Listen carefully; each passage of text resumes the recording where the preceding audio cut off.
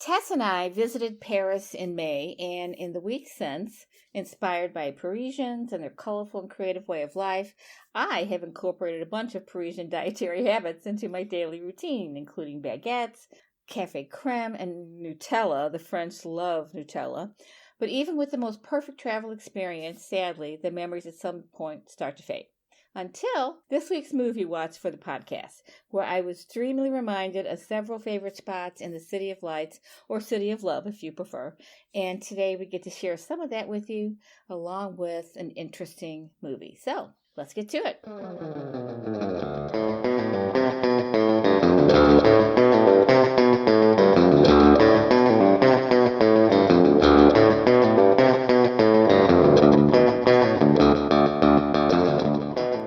Welcome to Woman Inherits the Earth, a mother-daughter podcast about the representation of women in movies and television. I am Tess Adair, a writer and the author of the paranormal mystery series The Karanzan Chronicles, and Beth's daughter. And I am Beth Von Baron, Tessa's mother and also a writer. In the podcast today, we are discussing Amelie, released in 2001, directed by Jean-Pierre Jeunet and written by Guillaume Laurent and Monsieur Jeunet. Produced by Tapioca Films and France 3 Cinema, with a running time of 2 hours, 2 minutes. This is a French film in French with English subtitles, so if you're going to be watching it, you will be reading it. Stars Audrey Tautou. Do you know how to pronounce that? I've always just said Tautou. I think that's it. As Amelie, and a lot of other actors whose names most Americans would not recognize. There are at least 10 major characters to keep up with in this movie. And Tess will give you the summary. Amelie tells the story of Amelie Poulain, a quirky Parisian girl who grew up a lonely child, isolated from her peers due to her parents' mistaken belief that she had a heart defect.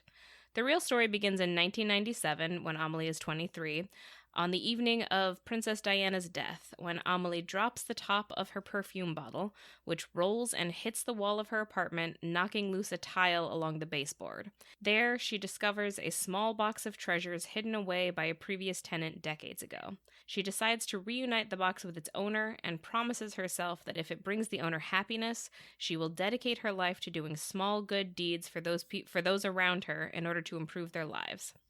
Of course, not only is the owner of the box delighted to be reunited with the box, which he views as the last remains of his childhood, but it inspires him to attempt to reunite with his estranged daughter. Thus, having met with success, Amelie begins to do similar deeds for all the people in her life. Unbeknownst to her, this sets off a chain of events that ultimately brings happiness into her own life as well. And you know, the beginning of the film, you get a lot of that story, the backstory, in this sort of whimsical narration. Yes, which I just loved. And it's we mostly have it in the beginning of the film, but then there are a couple of points throughout the film where he picks it up again, and then at the end we get kind of a whimsical narrated summary. So I kind of love that. The narration, so it gives you an overview of Amelie's early life, but it also kind of sets you up to understand that while this film is about Amelie, it's also kind of about Paris itself, and it's kind of trying to do this like snapshot of several people's lives, which is why there are so many characters, and each of them has like their own little quirks. And part of the way that the narration does this is by picking out random people who aren't even ultimately going to be characters and just saying things that that person likes. Each person has their own little quirks, things that they like, and then it ends on Amelie and the things that she likes, and then, you know, the story about her. The line is that she was raised by an iceberg and a neurotic, I think is roughly how they put it. Her father is the iceberg and her mother is the neurotic. And then her mother tragically dies when she's pretty young as well. Leaving her with the iceberg. And the thing that I didn't say in the summary is that the reason her parents think she has a heart defect is that her father so rarely touched her, but he was a doctor and he would do her checkups, and that would be the only time that he would touch her as a child, and she was so excited at the contact that it made her heart flutter, and that's why he thinks she has a heart defect. Yeah. It's very sad, but it's also quirky. It is very quirky, and even just the way her mother dies is so, it's random and bizarre. Yeah. But also lovingly told, and it's the very beginning, so we don't even know her, but we're not traumatized by it. Yeah. Even though we know that Amelie is going to be traumatized by it. But basically, somebody is committing suicide. Yeah, Canadian tourist. And jumps out the window and falls on her. Yeah. And, of course, I wrote down in my notes, I'm sorry, but she had 5 seconds to get out of the way. And I realize you have to suspend disbelief. Yeah. But I would have moved.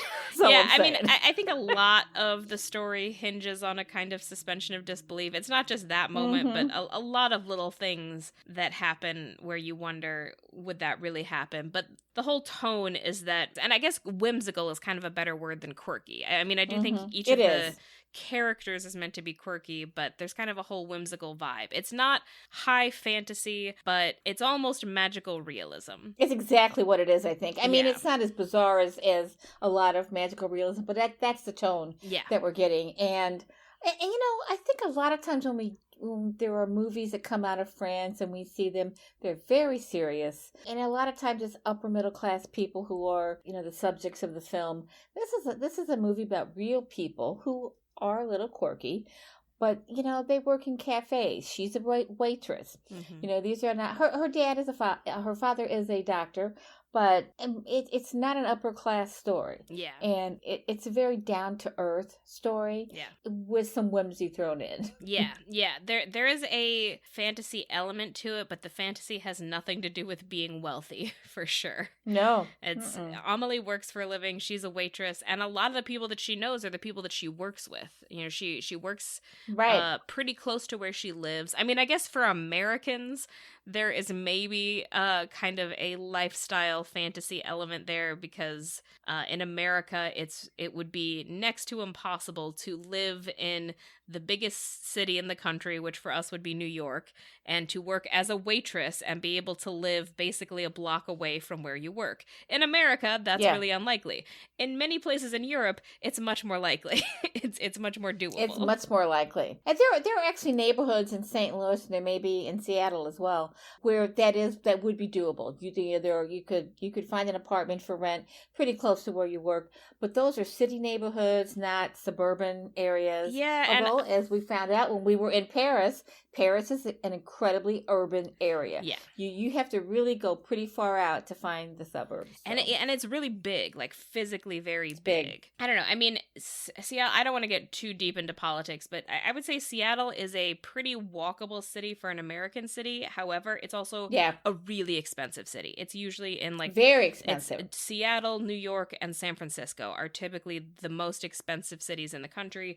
It's very difficult for someone to have a working class life here and actually be able to afford to live in the city. And yet there are jobs that people have to do to provide services to the people who live in Seattle. So they have to find, and this has been an ongoing problem issue. And so. But anyway, let's get back to Amelie. Off topic. Yeah, let's go back to Amelie. So one of the things that I really wanted to talk about, honestly, the main thing that I really wanted to talk about this movie is the cultural impact that it had. This movie came out in 2001. Not to very specifically date myself, but I was about 13 when it came out, and it did get nominated for a few Oscars, and I think it was pretty well regarded by critics. It didn't win any Oscars, but it did win some foreign awards. But more importantly than that, I want to talk about the impact that this had on women and girls my age, because it was huge. This was the biggest, most popular movie for early teen girls in the era that it came out, and I think that impact is still lasting today. I remember when it came out, so many of the girls around me loved it so much. They thought that Amelie was the coolest girl and that Paris was the coolest city. They all wanted to live in Paris and be Amelie, basically. This is a movie that imprinted itself on the hearts of so many young women, and I think that was not just my friend group at the time, because I've been speaking to my current friend group, and they all felt the same way. For several of them, it's their favorite movie. It had a huge impact on many of them. If it's not their favorite movie, it's why they wanted to go to Paris. This was just a really important movie to a lot of young women, and I think that is telling of a couple of things. First of all, I think there just weren't a lot of movies that were aimed at young women in a way that gave them something to aspire to. Yeah, very good point. Yeah, most films at the time, if there's a role for a woman, she's just somebody's girlfriend. But this movie, Amelie is the main character, and she's the heart and soul of the film. You know, it's not only sometimes you'll have a character who's the main character, but your favorite character is always like a side character or whatever. In this one, Amelie is also the best character. She's given the most quirks. Audrey Tautou is really charming and quite beautiful. It's actually kind of a running joke how many girls wanted to get the Amelie haircut and discovered that it does not work for most girls. No, it doesn't. Unless you are a gorgeous actual French woman, it's probably not going to work on you. But yeah, so Amelie gave girls kind of something to aspire to. You know, she's a young woman. She's 23 in the movie, and she's not necessarily, like, the kind of cool that she is not out of reach. You know, she's not Angelina Jolie as Lara Croft, the woman that I aspired to be, who's just, like, impossibly cool and, you know, the kind of cool that you're never going to be because you're never going to be, like, fighting robots in your giant mansion, you know? But... yeah. Amelie is just kind of quietly pretty and fun, and she enjoys her work as a waitress, and she's got an adorable apartment, and she gets to walk everywhere, and everyone in her neighborhood is cool and French, but in a very, like, approachable way, you know, and they all know her. It's honestly a little bit a fantasy of a small town type of life where everybody knows each other, but it's taking place in a big city where there are more opportunities and things feel a little bit bigger. And I think that's, you know, I think it's important both that this movie exists and that Amelie is a waitress. You know, she's not born into wealth, and she's also not a crazy go-getter. She's not a Sheryl Sandberg type. I mean, the TV shows and movies that were coming out in that period, Sex and the City comes to mind. Mm-hmm. It's not a movie about a young woman who is incredibly ambitious and wears, you know, designer clothes and is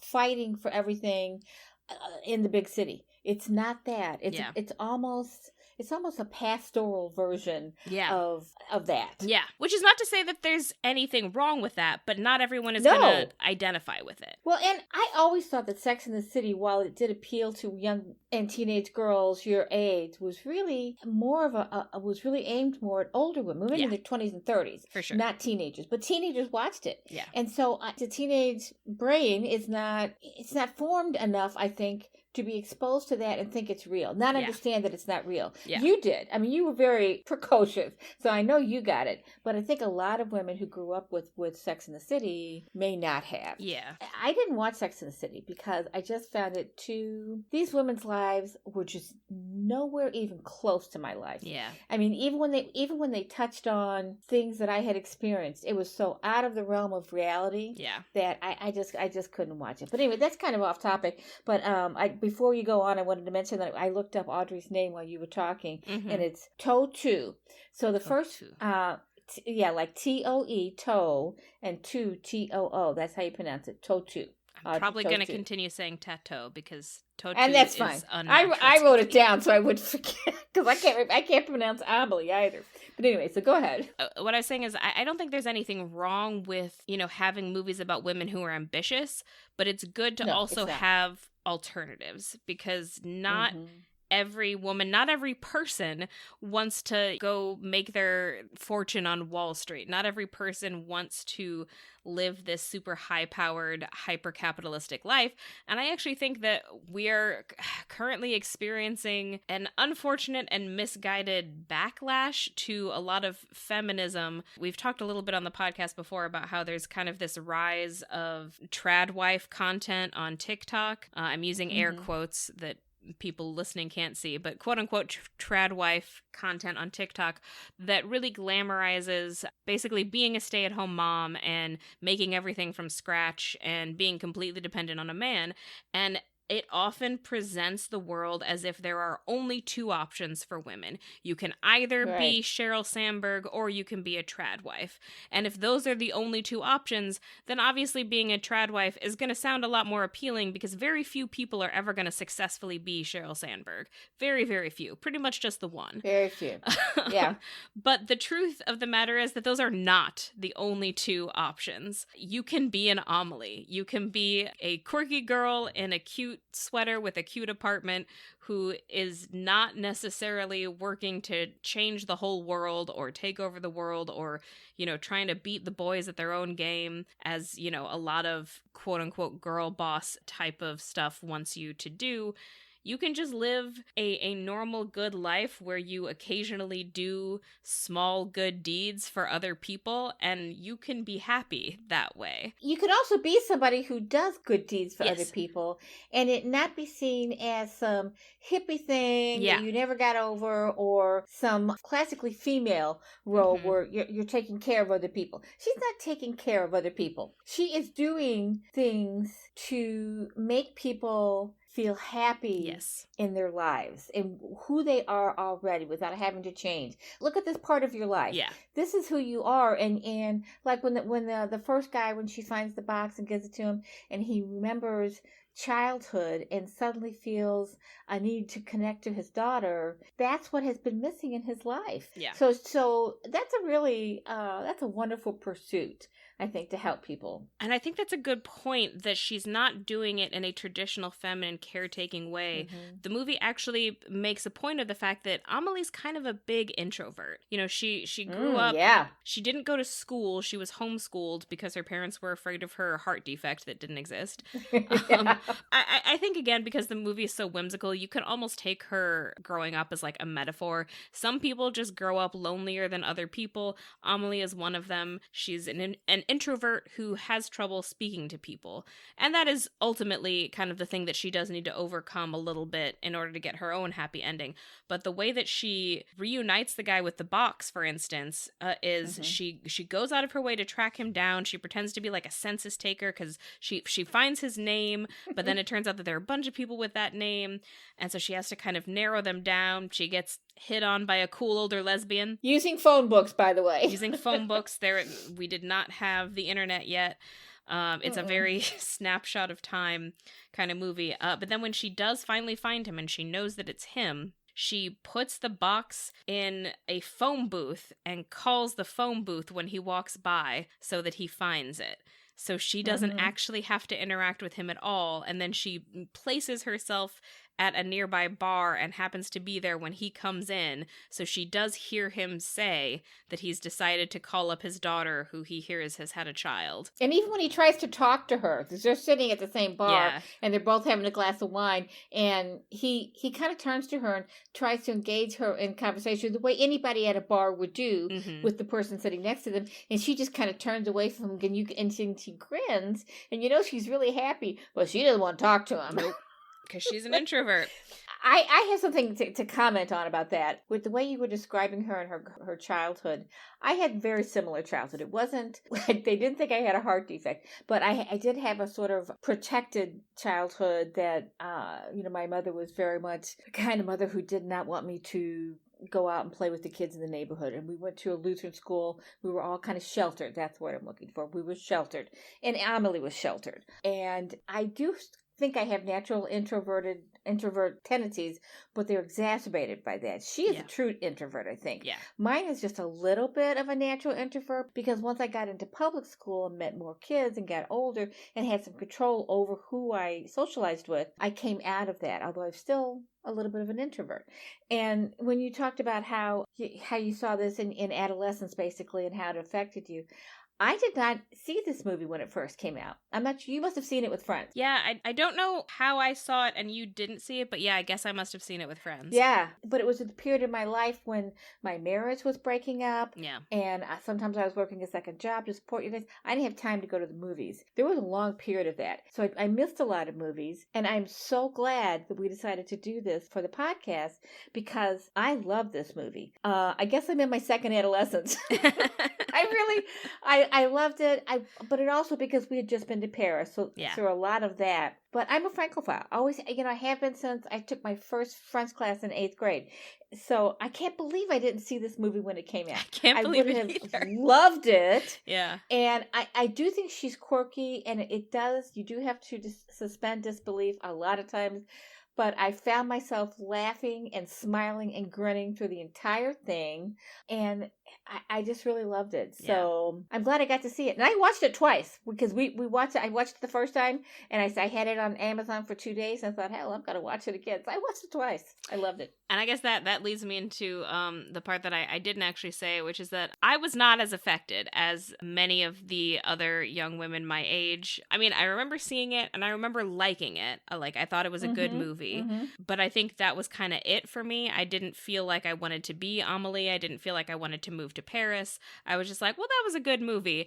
And then all of the girls around me became so obsessed with it and acted like it was the greatest thing that had ever happened. And Amelie was the coolest person ever.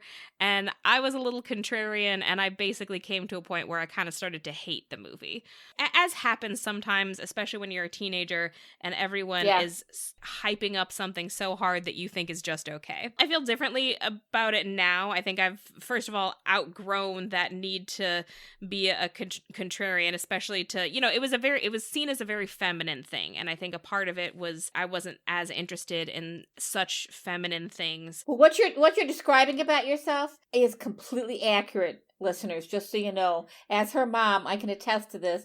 There were other things too. That one was a big one, but that Tess did not love that other people love because you're expected to love it. Yeah. And you kind of pushed back from that. Yeah. And that's, I remember that. I remember that part of your growing up, that whole period. That's exactly correct. And I do think that's a thing that I still struggle with sometimes. Whenever someone starts to hype something up for me too much, sometimes I will tell them, I need you to stop so that you don't set my expectations too high.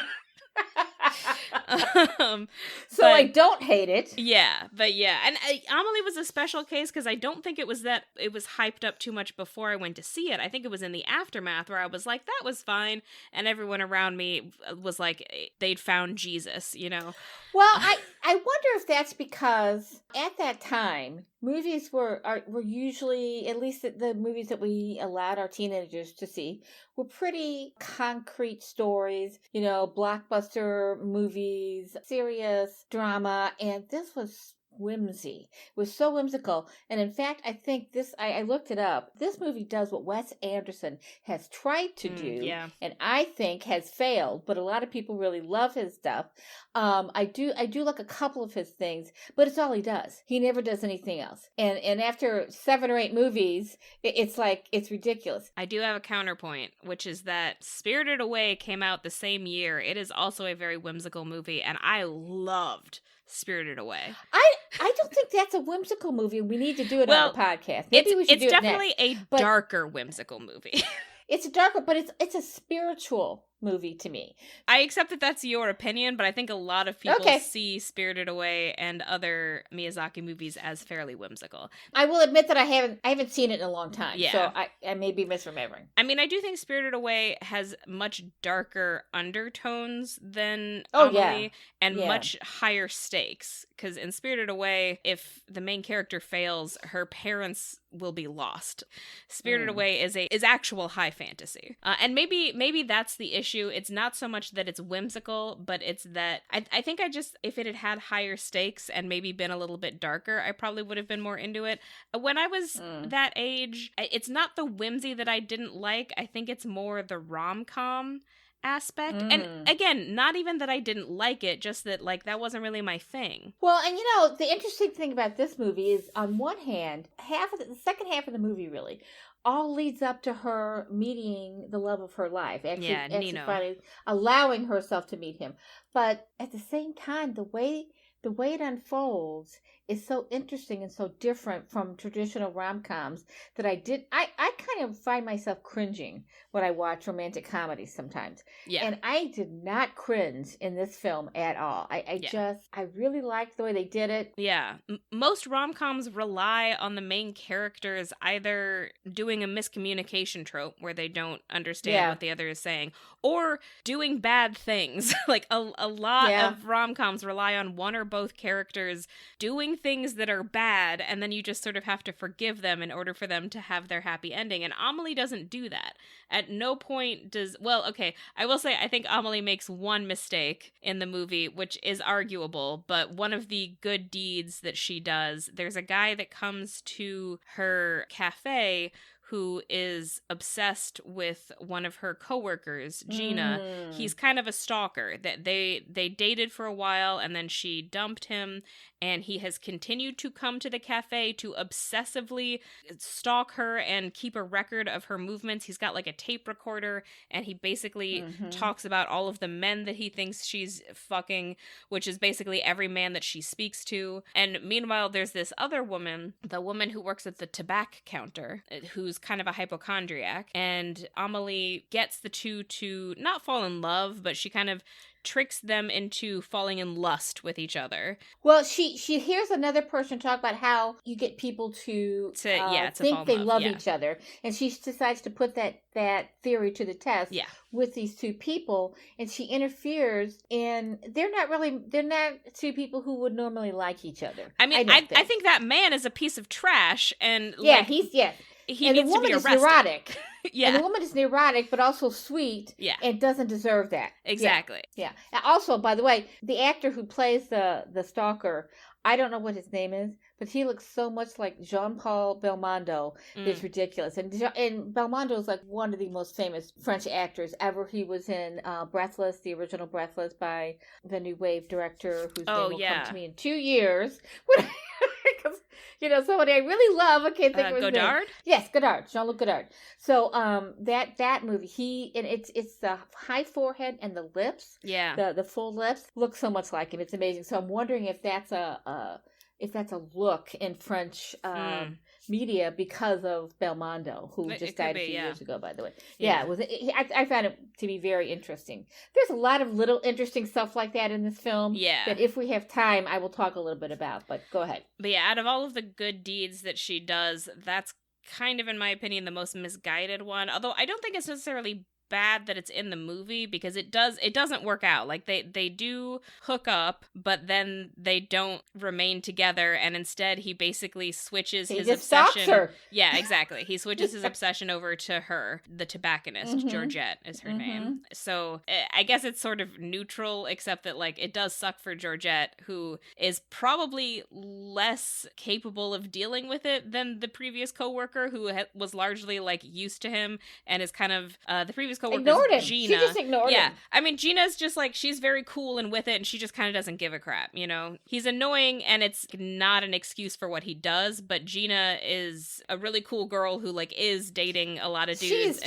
She is comfortable in her skin. She does not need him. She doesn't pay attention to him. Exactly. But the tobaccoist who's sitting there and is so fragile and so vulnerable and introverted and is already kind of a nervous wreck at life. Yeah. And then she does, and I think Amelie does feel bad about it after she's done it. Yeah. But the damage is done at that exactly. point. You can't undo it. I mean, I kept saying, Amelie, if you really want to do something good, just push him in front of a bus. Yeah. Or put him under somebody falling off of a building. Yeah. like her mother.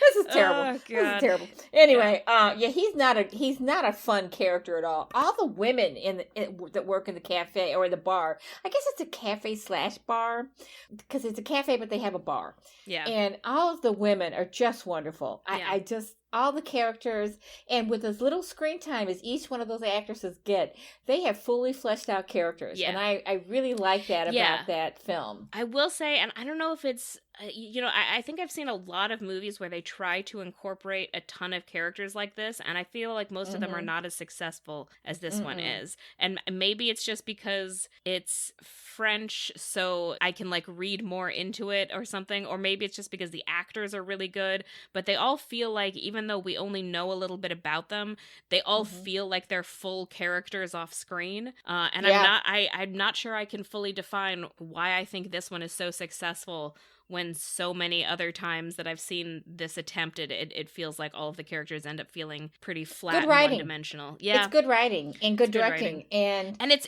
good at hinting at further things. Yes. Yeah, these women all leave the cafe at some point to go to their lives. So we know they have fully, wonderful lives. They have lives. And the other main character in the movie that I think that we has the most screen time after Amelie and the boy, it's her father, who is an interesting character. And I think that it feels like the director made an effort to put him in there without letting him overshadow the story. He heals in the course of the film. Amelie helps him with that. And he's been living a non-life for 20 years since his wife died.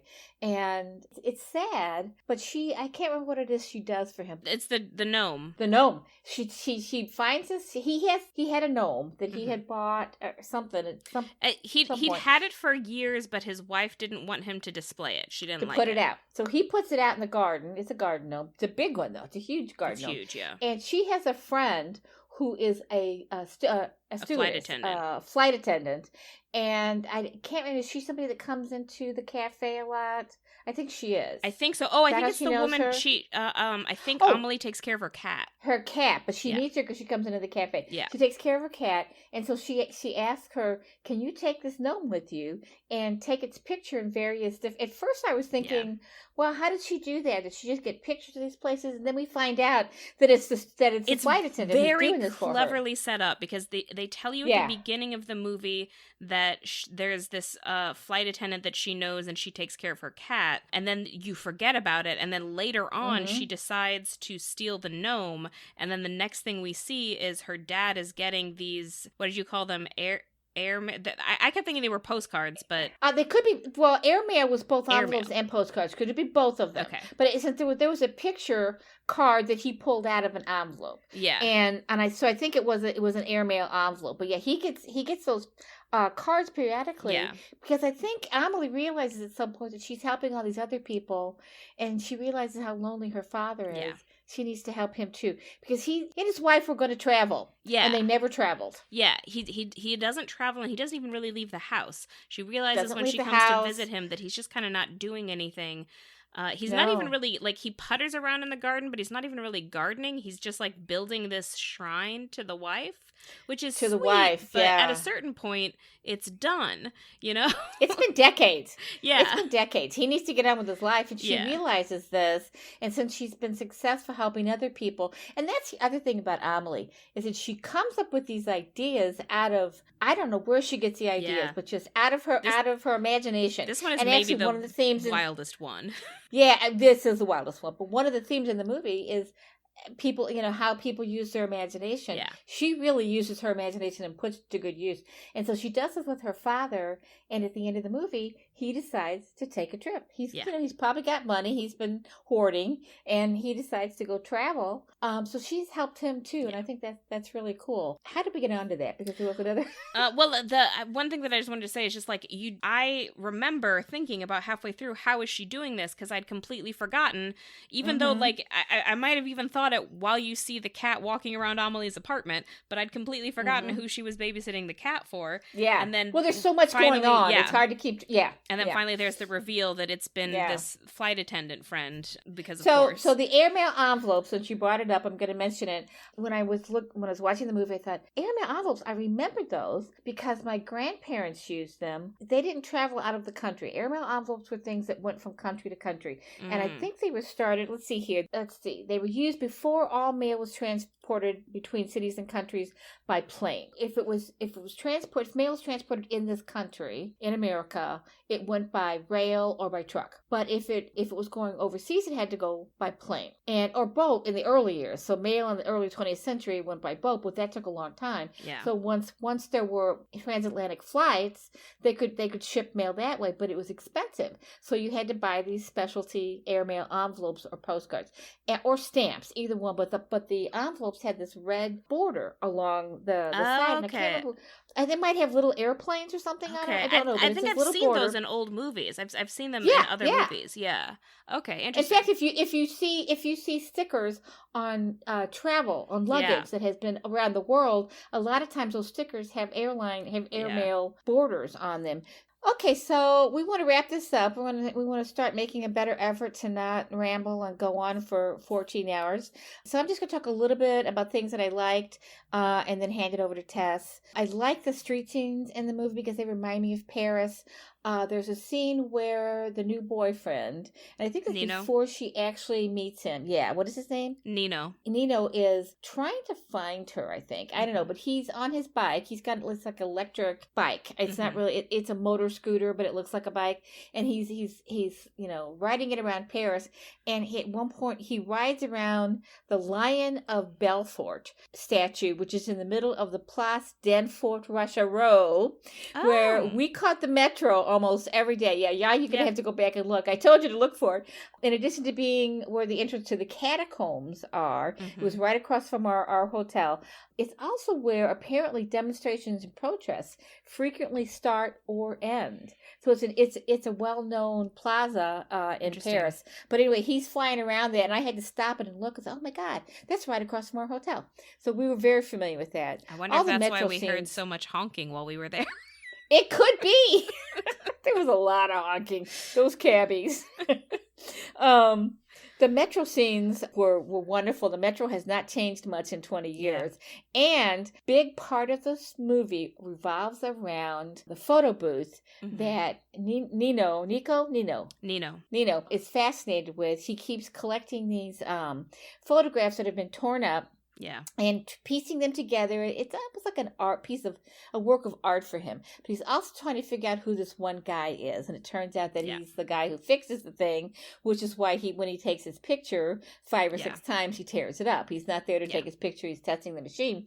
But Tess had to take her picture of one of these things for her Metro Pass. I actually took an old, my extra passport photo with me. Yep. So I didn't get to share in this experience, but she did. My passport, I've had my passport for like a decade and a half, so I don't have any old passport. You didn't have an extra, I had just renewed mine last year, so I had my extra picture. So I took it with me. But anyway, so that was part of that was interesting when we're very familiar with those photo booths. They're all over the metro. And then, all the tables with French cafe chairs. That was wonderful.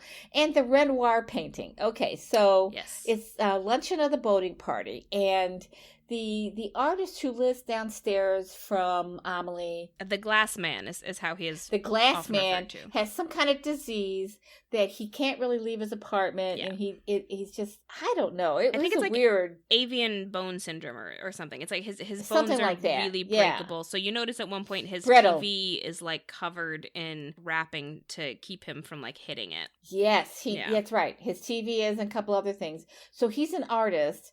And he's been painting in a, what do you call that when you paint something that already exists? You imitate it, but it's a painting, and he's focused on this Renoir's Luncheon of the Boating Party. And he does it in different styles and different, does different things with it. And it is a painting that is hung in my house, a poster print of it for a decade now. I love this. I love Renoir. So that was another thing. But it's interesting because the young guy who comes to his apartment to paint with him. It's the grocery delivery boy. The grocery delivery guy. He's painting with him, and he's also copying this masterpiece. Yeah. And his is fascinating. It is definitely, it's a modernist take, whereas the older guy, the glass guy, whatever his name, did we even get his name? He's referred to a couple times in the narration as the glass man. Do we get? He does have a name, but I don't think I wrote it down. It might be Raymond Dufayel. That's it. Yeah. So he's been painting it in a kind of a classic style for years, but the young guy comes in and paints it in this modernist style, and it is so wonderful. But the reason he engages with Amelie about the painting is that there's one person in the painting that he cannot seem to get right, and then eventually, I think the I don't see it visually, but it feels like he's saying that he finally, when he got to know Amelie, was able to paint this young woman's face. Well, and they kind of use that after he tells her that he's had this problem painting her. They kind of use that as a way for them to talk about what's going on with Amelie. He uses talking about the girl as a way to get Amelie to kind of talk about her problems. Her life. Yeah. Her problem, her life, and how she needs to come into her life. Yeah. You know, she needs to find who she is, express who she is, become the person she needs to grow up. Yeah. It's sort of a coming of age film. Yeah. And you know, and he sees this in her, and he kind of tutors her into becoming who she is, and along the way is trying to paint her in the painting. So anyway, so they live in Montmartre, which we were talking about before we started recording, which we didn't really get to see when we were in Paris, except that it is where the Père Lachaise cemetery is, and we did go there. And Montmartre is famous for being hilly. Sacré-Cœur is at the top of the big hill, and the cemetery was very hilly. Very hilly. A lot of good I also Paris got stuff some in there. very cool shots of the city from the cemetery because it was so high up. Oh yeah, it is. It was great. So characters. Brett Hadot may be my favorite character of the smaller characters. All that's left of childhood fits in a rusty box. Yeah, he was pretty. He was a pretty cool character. Poetic for sure. And we see the blind man 3 times. Did you notice that? Maybe 4 times. He's walking with a cane. You know the walking seeing eye cane, whatever. Yeah, the walking stick. Yeah, we see him several times. On the second sighting, she describes his surroundings to him. She kind of takes him by the arm and walks him very quickly down a block to the metro and tells him what she's seeing all the way along that way. And that's how she helps him. And he's smiling at the end. It's just so adorable. But at the end, I did make the joke of, he was going the other way. Because she doesn't, it's very cute, and because it's a film, whatever, but she doesn't, ask him what direction he's going. Yeah, can I walk you somewhere? She just takes She just kind of does it. But she forces it on him. I was being facetious. It is very cute. It is adorable. And Amelie herself was adorable. And I'll just talk a little bit about her, and then I'll be done. She's smart. As a child, she realizes that the man who said the accident was her fault had lied, and she plays with his TV reception. There's a car accident, and he says it's her fault. I can't remember why he says that, but it's not her fault. They don't say why. He's just an asshole. He's just an asshole. Yeah, she was just kind of sitting on the curb when he has the accident. So she goes up on top of the roof and plays with his TV reception during a soccer match. She not only figures out how to do it, but she figures out how to do other things to help people. I mean, all these people that she helps, she has to figure things out about them and then figure out how to help them. It's just fascinating to me. And she takes on the intuitive, observational skills of her artist friend, who we were just talking about, the glass man.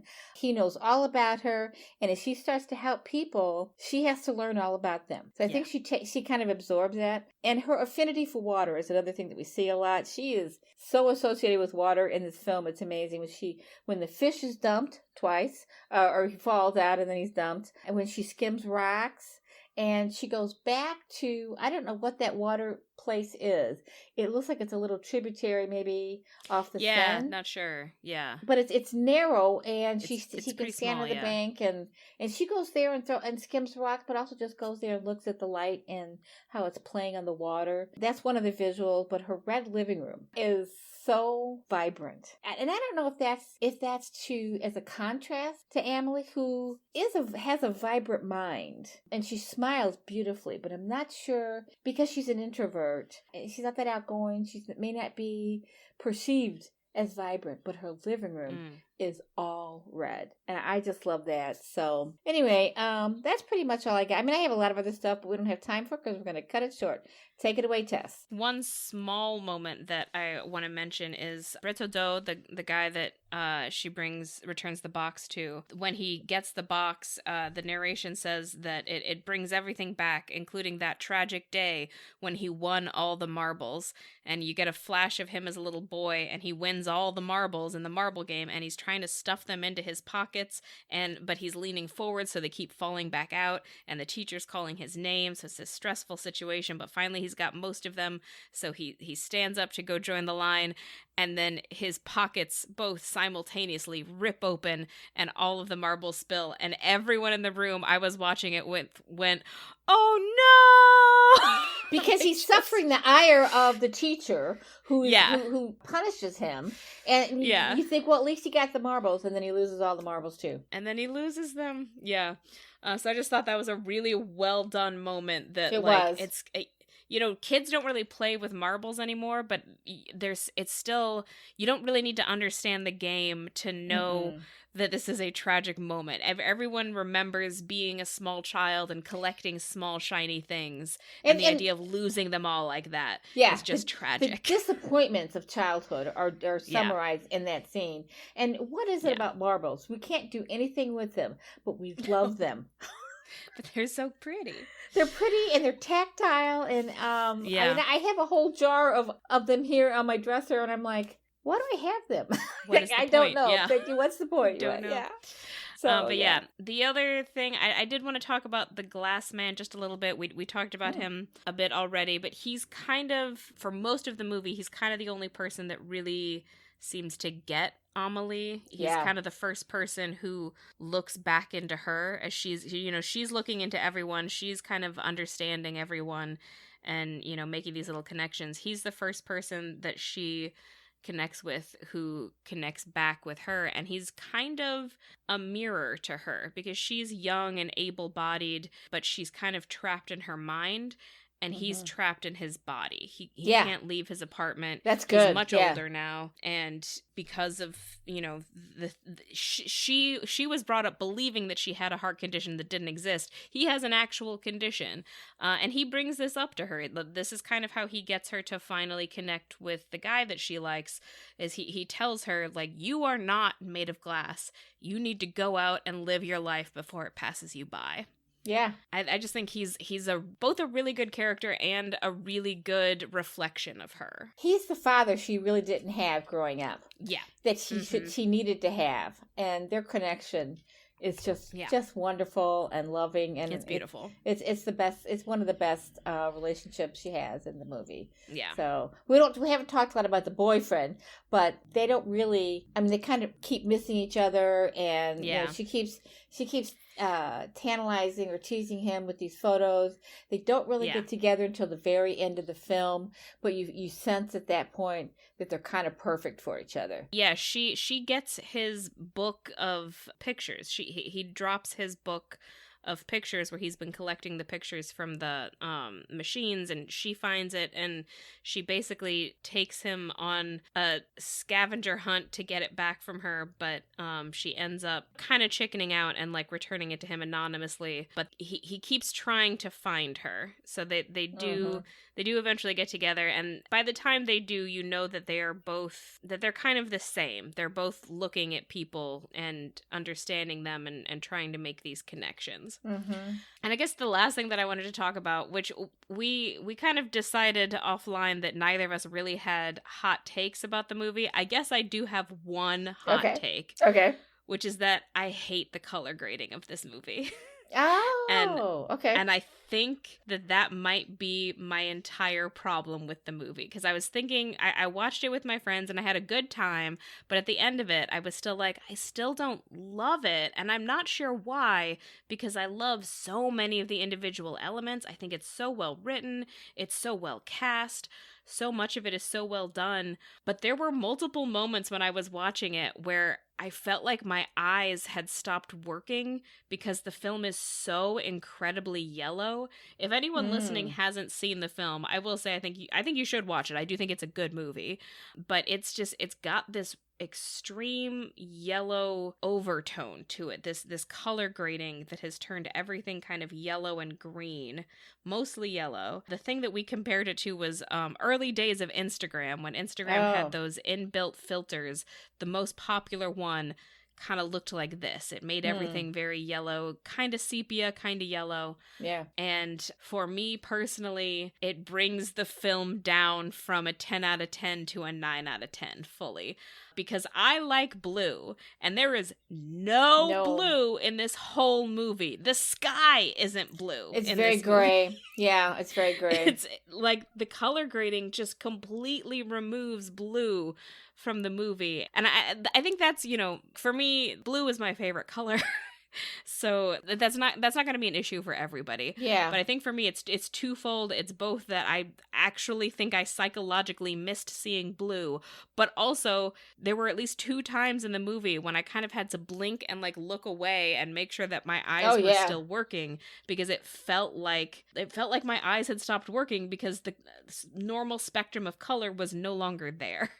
And I don't entirely know why they made this decision. This is also, you mentioned that it's kind of reminded you of Wes Anderson films. Wes Anderson films are also very yellow. They're not quite as yellow as this, but they are also very like sepia toned, very yellow. He has a very specific color palette, and that's one of the things that I don't like about his movies. Okay. I like blue, and I don't like this extreme sepia tone, and that may be a hot take. I think a lot of people really like the way the movie I think a lot of people really like the way the movie looks, and I do think that it's silly that I'm placing this much importance on it, but I think that's part of why I am not entirely captured by the magic. Yeah, that makes a lot of sense. I did not notice that, but I now that you're talking about it, it clicks for me. Yeah. I will say that one thing that I wrote down that I didn't like, well, actually a couple things.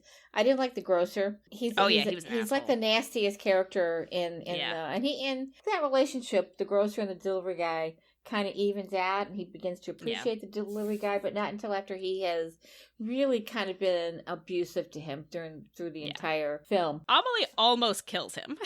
Yeah. The thing, she sets up a bunch of pranks in his apartment, and one of them is to put a needle through the cord of a lamp and then cut off the end so he can't see it. It ultimately doesn't hurt him, it just startles him, but that could have started an apartment fire. The shock itself could have killed him. So yeah. The other thing, and I had to write this down because even though I feel like the film does a really good job with its female characters, and especially the 3 women who work in the cafe, the scene at the beginning where they're showing the people having orgasms, their expressions. There were 15, I counted, 15 couples, 13 of them, the moaning sounds, the orgasmic sounds were coming from the women. Only 2 came from the men. And, you know, one hand, female liberation and all that. But what bothers me about it is that historically, we show women in ecstasy in films and not men. And I can't remember what film it was, and I didn't even realize this since I was like in my 30s, and I read somewhere that there was a movie that Richard Gere made, and I can't remember which one it was, but it was in the 80s, and somebody said to him, they see your face on screen when you're in the middle of an orgasm, not how they described it, and that was like unusual for a man to be seen that way in a film. Not unusual for women. We have shown women in ecstasy for since we started showing sex scenes, I guess. And I have a point to make about that, which is that they show the 15 couples. They also, when the hypochondriac and the stalker hook up in the bathroom, we can hear them. But when Amelie has sex, we skip past it. That implies that we're respecting her privacy and not the privacy of these other women. Other characters. Now, in the 15 couples, we don't know who they are. So we don't know who they are. But in the couple in the bathroom, we do. So, it bothered me. It was a very beautifully and cleverly done film. And she grins at the end of it and says, 15. Yeah. But it just bothered me because it's historically something that we do. This film was written and directed by a man, and it almost feels like we're using Amelie's point of view at that point to pretend that this isn't a very male-gazy moment. Like, because Amelie winks at the camera and says 15, it's Amelie because the introduction to this is Amelie is wondering how many couples are having an orgasm right now. And so we are introduced to it through Amelie's perspective, and then you're right, we mostly see the women having the orgasm. Hear them. And hear them. And then we hear them. And then we come back to Amelie, and she's all cheekily like 15. as if that means that this wasn't just a moment of a male writer and director showing us a bunch of women in the middle of sex. Yeah. Which it still was. Which it was. It's just yeah. It's just kind of a way to wink it away. Yep, absolutely. So, I mean, there's so many things we could talk about for hours and hours and hours. There's a lot of windmills in this film. Yeah. There are a lot of clocks, a lot of windmills, a lot of disabled people, a lot of telephone booths. But we need to call it. We need to call it quits. So that, dear listeners, is all for today. This has been Woman Inherits the Earth, a discussion podcast about women and movies from the perspective of a mother and daughter. I'm Tess Adair. You can find me at my website, tessadair.com, or you can follow me on Threads at author.tess.adair. If you would like to support us, you can find us on Patreon at patreon.com/womaninheritstheearth. If you're watching this on YouTube, please make sure to like and subscribe. And if you're listening to this on Apple Podcasts, please leave us a review. And I'm Beth Von Baron. You can sign up for my weekly Substack, Saturday Morning Musings, at stlwriterbeth.substack.com. I'm also on Instagram and Threads at stl_writer_Beth, and on Blue Sky at stlwriterbeth.bsky.social. Thank you for listening. Please join us again in about 2 weeks.